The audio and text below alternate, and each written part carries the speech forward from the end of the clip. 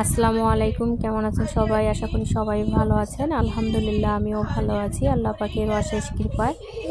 আজকে আমি সুন্দর একটা রেসিপি নিয়ে হাজির হয়েছি। যাই হোক, এখন আমরা রেসিপি তৈরিতে যাব।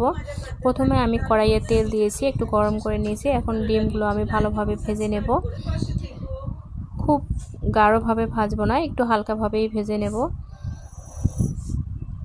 আমি ছোট ছোট দুইটা পেঁয়াজ কুচি করে রেখেছি, এখন এটা ভালোভাবে ভেজে নেব। এখন আমি দিয়ে দেব কালো জিরা আর ছোট এলাচ, দারচিনি আর আস্ত জিরা। এখানে হলুদ, মরিচ আর কাঁচা মরিচ, রসুন, আদা বাটা আর সব ধরনের মশলা আমি পেস্ট করে রেখেছি একসঙ্গে, সেটা ভালোভাবে ভেজে নেব।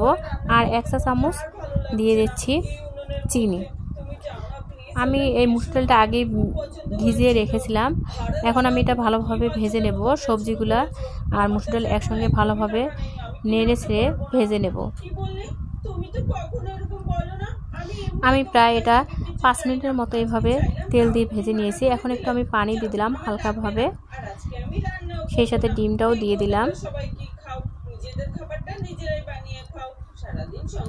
এখন আমি এটা ঢেকে দেব। দেখুন আমার তরকারিটা প্রায় হওয়ার পথে এরকম হয়েছে। এখন আমি একটু ঝোলের পানি দিয়ে দেবো।